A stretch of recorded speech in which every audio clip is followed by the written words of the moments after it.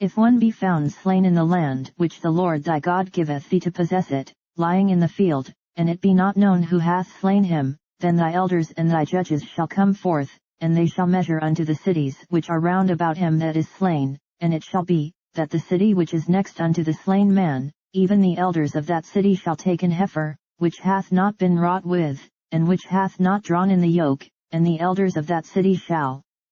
bring down the heifer unto a rough valley, which is neither eared nor sown, and shall strike off the heifer's neck there in the valley, and the priests the sons of Levi shall come near, for them the Lord thy God hath chosen to minister unto him, and to bless in the name of the Lord, and by their word shall every controversy and every stroke be tried, and all the elders of that city, that are next unto the slain man, shall wash their hands over the heifer that is beheaded in the valley, and they shall answer and say, Our hands have not shed this blood, neither have our eyes seen it. Be merciful, O Lord, unto thy people Israel, whom thou hast redeemed, and lay not innocent blood unto thy people of Israel's charge. And the blood shall be forgiven them. So shalt thou put away the guilt of innocent blood from among you, when thou shalt do that which is right in the sight of the Lord.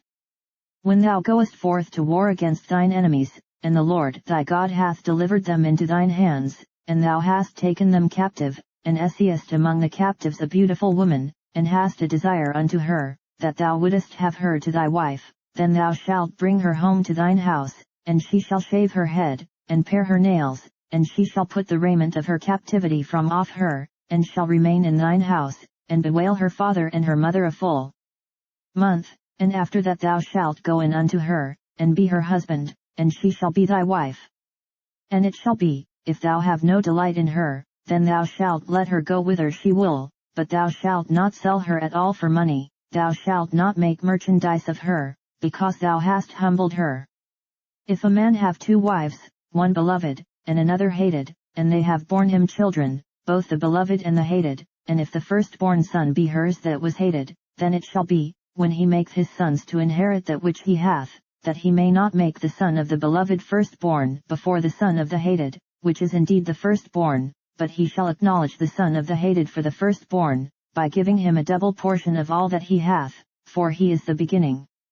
of his strength, the right of the firstborn is his.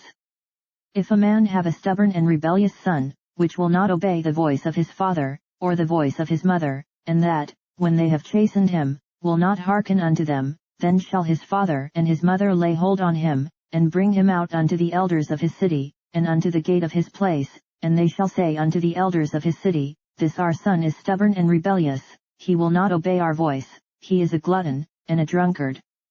And all the men of his city shall stone him with stones, that he die. So shalt thou put evil away from among you, and all Israel shall hear, and fear.